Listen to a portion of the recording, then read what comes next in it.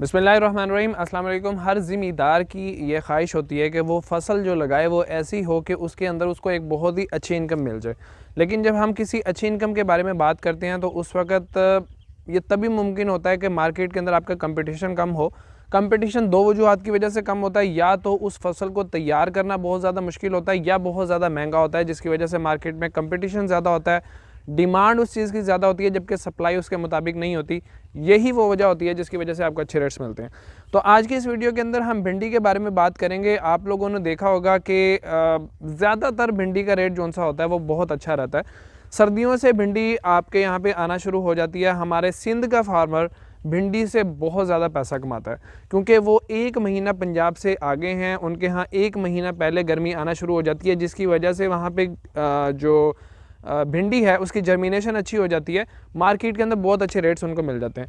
ये जो भिंडी की फसल है इसको हमने लगाया था अपने खीरे का खेत ख़त्म करने के बाद, उसी शॉपर को इस्तेमाल करते हुए, जिस पर मैंने कंप्लीट वीडियो भी बनाई थी। उस वीडियो में मैंने बताया था कि किस तरह से हमने अपने खीरे को ख़त्म किया, उसी जगह पे गोडी करवा के हमने इन बेड्स को सही किया और हमने वहीं पे बीज लगा दिया, उसी शॉपर को इस्तेमाल किया, जिस वजह से जनवरी के अंदर भी हमारी भिंडी की जर्मिनेशन बहुत अच्छी हो गई।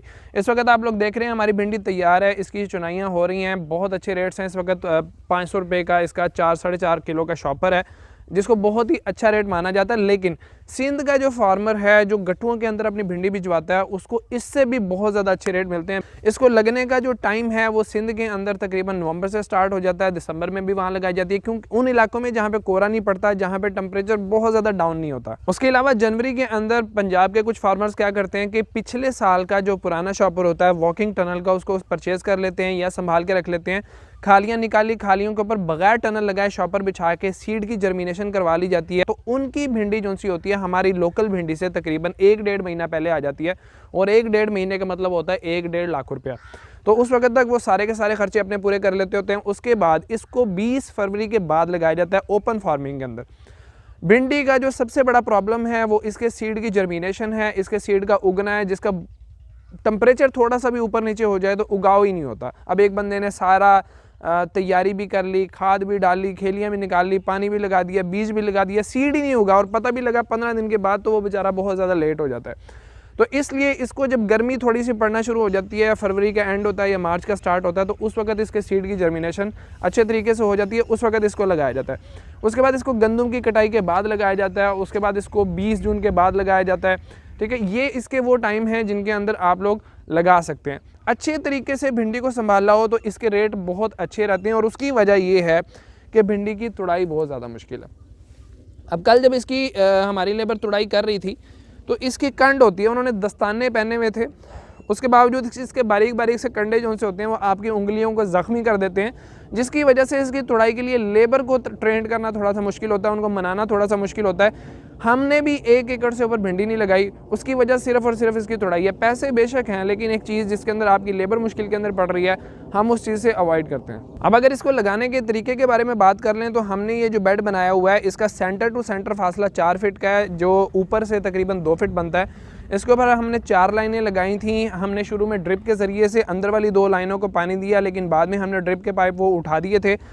लेकिन मैंने ये देखा है कि इसका पौधा पानी से जितना दूर हो, क्योंकि इसकी जड़ के अंदर बहुत गहराई के अंदर जाने की सलाहियत होती है, 1 फुट से भी ज़्यादा इसकी गहराई के अंदर जड़ चली जाती है, तो बहुत दूर से पानी लेती है, और जितनी ज़्यादा इसकी जड़ पानी से दूर होगी उतना ज़्यादा इसके पौधे का कद होगा, उतनी ज़्यादा इसकी फ्रूटिंग आएगी। तो इसको आप 2 फीट के बेड के ऊपर 4 लाइनें लगा ले सकते हैं। उस वक्त सीड को जर्मिनेट करवाने के लिए आपको पानी थोड़ा सा ऊपर चढ़ाना पड़ता है। 2 बार इकट्ठा लगा दें तो वो जो उसकी रीज होती है, जो सलाब होती है, वो ऊपर चढ़ जाती है, सीड जर्मिनेट हो जाता है। उसके बाद जैसे जैसे पौधा बड़ा होता जाएगा आप पानी का लेवल डाउन करते चले जाएँ, पानी को पौधे की जड़ों से दूर लेके जाते जाएँ।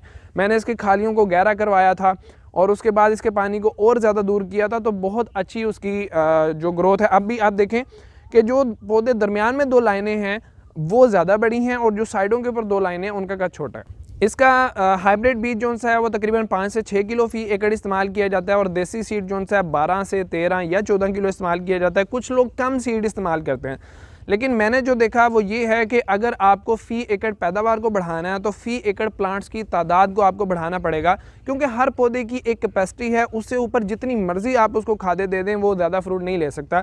तो हल हमारे पास एक ही बचता है कि हम ज़्यादा से ज़्यादा पौधों की तादाद लगाएं। अब इसमें प्लांट टू प्लांट डिस्टेंस जो सा है वो 5 इंच, 4 इंच, 6 इंच इतना रख के आप पौधे लगा सकते हैं। अगर आप देसी सीड लगा रहे हैं 2-2, 3-3 बीज लगाएं। अगर हाइब्रिड सीड लगा रहे हैं तो जर्मिनेशन क्योंकि अच्छी होती है तो एक सीड लगा दें आप इतने फासले के ऊपर।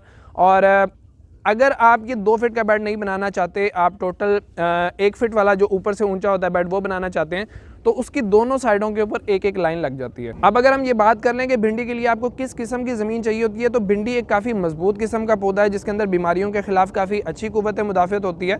तो आमतौर पर जिन ज़मीनों के अंदर मूंजी काश्त हो जाती है, गंदम काश्त हो जाती है, मकई काश्त हो जाती है, जो पानी को जज़ब करने की सलाहियत रखती हैं, वो सारी की सारी भिंडी आप उन ज़मीनों के अंदर बहुत ही आराम से काश्त कर सकते हैं, बहुत अच्छी उसके अंदर भिंडी चलेगी।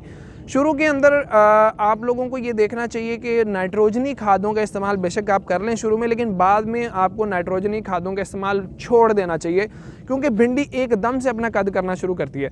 जितना बड़ा अपना कद करती जाएगी उतना कम आपका फ्रूट होता जाएगा, उतनी कम आपकी भिंडी लगेगी और उतनी ज़्यादा मुश्किल होती चली जाएगी इसकी तुड़ाई। इसकी भिंडी हर नोड पे लगती है, हर नोड के ऊपर एक भिंडी लगनी है। जितना ज़्यादा फासला नोड टू नोड होता चला जाएगा उतना कम हमारा फ्रूट होता चला जाएगा, उतना बड़ा पौधे का कद होता चला जाएगा। तो शुरू के अंदर पौधे की ग्रोथ करवाने के लिए आप यूरिया या अमोनियम सल्फेट का इस्तेमाल कर सकते हैं। उसके बाद जब आपके पौधे फ्रूटिंग के ऊपर आ जाएं तो नाइट्रोजनी खादों का इस्तेमाल बहुत कम कर दें। हाँ, पौधे के अंदर पीलापन आ रहा है, स्ट्रेस के अंदर आ रहा है, उस वक्त उसको स्ट्रेस से निकालने के लिए आप वो लोग दें। उसके अलावा आप उसके अंदर फास्फोरस को बढ़ाएं, उसके अंदर पोटेशियम को बढ़ाएं, ठीक है। इन चीज़ों के ज़रिए से पौधे को थोड़ा सा स्ट्रेस भी दे के रखें ताकि वो कद छोटा रखे। Inter node distance, node to node distance जो सा वो उसका कम हो, पौधा कद ना करे, हमें फ्रूट देता रहे। अब इसको पानी लगाने के बारे में बात कर लें तो उसमें मैंने एक कंप्लीट वीडियो बनाई कि किसी भी प्लांट को पानी जब देना होता है तो कितने पानी की आपको ज़रूरत होती है। उस वीडियो को देख लें, लिंक आपको नीचे डिस्क्रिप्शन के अंदर मिल जाएगा। और वैसे ज़मीन के हिसाब से इसको पानी ज़रा बहुत ज़्यादा भी नहीं चाहिए होता है, दरमियाने सा पानी इसको चाहिए होता है कि 4 दिन के बाद ज़रूरत पड़ रही है 4 दिन के बाद लगा दें, 8 दिन के बाद ज़रूरत पड़ रही है 8 दिन के बाद लगा लें। जड़ क्योंकि बहुत ज़्यादा गहराई में है तो पानी अगर आपको ऊपर से वतर सूखा नज़र आ रहा है तब भी नीचे से इसका पौधा हासिल कर सकता है। तो इसके पत्तों को देख के आपको अंदाज़ा लगाना चाहिए कि किस वक्त आपने इसको पानी देना है। ज़्यादा पानी लगाएंगे बहुत ज़्यादा कद करेगी, तो पानी ज़रा इसको कम ही लगाएं। भिंडी की तुड़ाइयों को अगर आप आसान करना चाहते हैं तो फिर सुबह सुबह इसकी तुड़ाइयाँ करें। आम तौर पे जिन इलाकों के अंदर भिंडी लगाने का रवाज है वहाँ पे लेबर सुबह की नमाज़ पढ़ने के फ़ौरन बाद भिंडी की तुड़ाई शुरू कर देते हैं और नाश्ता भिंडी की तुड़ाई करने के बाद ही करते हैं, क्योंकि जैसे जैसे टाइम गुजरता जाएगा इसकी जो ये डंडी होती है वो सख्त होती जाएगी। सुबह सुबह जो सा है इसकी डंडी बहुत नरम होती है और बड़े आराम से टूट जाती है। इसको पकड़ें, ऊपर से नीचे को करें, हल्का सा खींचेंगे, ये भिंडी टूट जाएगी। लेकिन जैसे जैसे दिन गुजरता जाएगा या भिंडी का साइज़ बड़ा होता जाएगा वैसे वैसे इसकी ये जो पीछे से डंडी है ये सख्त होती चली जाएगी, तो तुड़ाई के अंदर बहुत ज़्यादा मुश्किल होगी। भिंडी के अंदर उसी भिंडी का रेट होता है जो 2 इंच ज़्यादा से ज़्यादा 2.5 इंच की हो। इससे ऊपर जौन सी भिंडी जाती जाएगी उसका रेट मार्केट के अंदर कम होता चला जाएगा। एक दिन छोड़ के दूसरे दिन आपको भिंडी की तुड़ाई लाजमी करनी पड़ेगी, ठीक है। बार बार तुड़ाई करें, बार बार तुड़ाई करें, प्रोडक्शन भी अच्छी रहती है, पौधे भी फ्रेश रहते हैं और मंडी के अंदर रेट भी अच्छा मिलता है। लेट करेंगे भिंडी थोड़ी सी भी बड़ी हो जाएगी, 3 इंच 4 इंच की हो गई, वो किसी काम की नहीं है, उसका अच्छा रेट नहीं मिलेगा आपको। इसके ऊपर अगर बीमारियों के अटैक के बारे में बात कर लें तो गर्मियों के अंदर इसके ऊपर फंगस का अटैक बहुत कम आता है, इसलिए फंजीसाइड ज़्यादा नहीं करनी पड़ती। इंसेक्टिसाइड बहुत ज़्यादा इसके ऊपर करनी पड़ती हैं। तेले का अटैक बहुत आता है, उसके अलावा वाइट फ्लाई का अटैक बहुत आता है, सुंडी का अटैक इसके ऊपर बहुत ज़्यादा आता है। तो इन चीज़ों से बचाने के लिए टाइम टू टाइम 8 दिन के अंदर 1 दिन स्प्रे, 2 दिन स्प्रे जो सी हैं वो आपको करनी पड़ेंगी। कुछ लोगों का सवाल होता है कि क्या हम लोग भिंडी की कटिंग कर सकते हैं, तो बिल्कुल आप भिंडी की कटिंग कर सकते हैं। मैंने कटिंग की थी तो उसमें ये उसका तरीका ये होता है कि इसकी नुक्कर जहाँ पे भिंडियाँ निकल रही हैं उसको तोड़ दें सिर्फ 2 इंच के करीब, तो नीचे से फिर ये अपनी फोट निकालना शुरू करता है। अगर आप नहीं करेंगे तो नीचे वाली जो सी फोट है वो थोड़ा सा लेट निकलेगी, लेकिन निकलेगी ज़रूर। तो कमर्शियल फार्मिंग के अंदर आमतौर पे कटिंग नहीं की जाती। अगर आप घरों के अंदर कर रहे हैं और आपका भिंडी से भिंडी का फासला काफ़ी ज़्यादा है, आप उसके बुश बनाना चाहते हैं, उसको बुशी बनाना चाहते हैं, चौड़ा लंबा चौड़ा बनाना चाहते हैं, तो ऊपर से उसकी कटिंग कर दें, वो नीचे से अपनी शाखें ज़्यादा जल्दी निकालेगा। मैंने ये देखा है कि मैंने एक पौधे की कटिंग की थी तो उसकी जो नीचे वाली शाखें थी बाकी पौधों की निस्बत ज़्यादा आ गई थी और बाकी पौधों की निस्बत थोड़ा जल्दी आ गई थी, ठीक है। तो कमर्शियल फार्मिंग के अंदर तो उसको अप्लाई नहीं किया जा सकता है, इसीलिए हम सीड ज़्यादा लगा देते हैं कि ताकि प्लांट्स की तादाद बढ़ जाए। घरों के अंदर अगर आपने लगाया हुआ है तो आप इसके ऊपर से कटिंग कर दें प्लांट को छोटा रखने के लिए, वो नीचे से ज़्यादा शाखें निकालेगा। जितनी ज़्यादा शाखें होंगी उतनी ज़्यादा नोड्स होंगी, जितनी ज़्यादा नोड्स होंगी उतना ज़्यादा आपका फ्रूट आएगा। भिंडी को मैंने बताया कि फंगस का अटैक गर्मियों में तो कम होता है, लेकिन अगर आपने इसको टनल के अंदर लगाया हुआ है तो टनल के अंदर एक तो पॉलिनेशन का थोड़ा बहुत प्रॉब्लम आ जाता है, तो उसके लिए आपको टनल को थोड़ा सा हटाना पड़ेगा ताकि हवा की क्रॉसिंग अच्छे तरीके से हो जाए। और उस वक्त फंगस के भी अटैक बहुत ज़्यादा आते हैं, तो उस वक्त फंजीसाइड के रिपीट जो उनसे हफ्ते के अंदर 2 बार आपको ज़रूर करने चाहिए। गर्मियों के अंदर फंगस के रिपीट इतने ज़्यादा नहीं करने चाहिए, उससे पौधा थोड़ा स्ट्रेस के अंदर चला जाता है।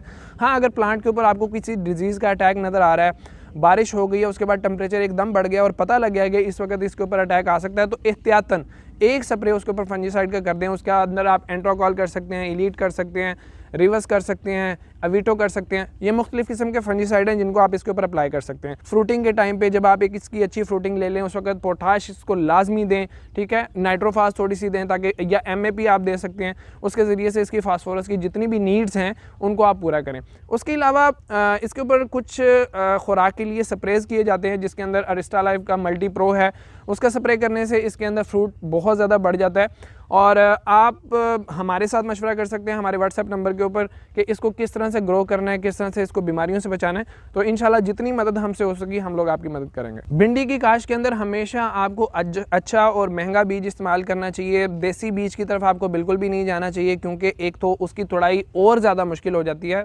हाइब्रिड से भी ज़्यादा मुश्किल हो जाती है, और उसके बाद उसके ऊपर फ्रूट भी उतना ज़्यादा नहीं आता।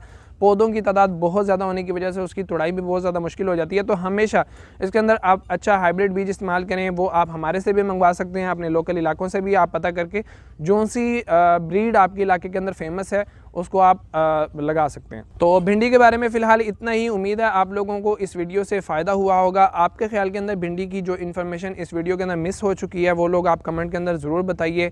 और इसके अलावा अगर कोई इन्फॉर्मेशन आप जानना चाहते हो वो आप सवाल कर सकते हैं नीचे दिए गए व्हाट्सएप नंबर के ऊपर रब्ता करके। अगर वीडियो पसंद आई है तो इसको आप लाइक ज़रूर कीजिएगा, शेयर कीजिएगा। मेरे चैनल IR फार्म को ज़रूर सब्सक्राइब कीजिएगा। मज़हर अली को इजाज़त दीजिए। अल्लाह हाफ़िज़।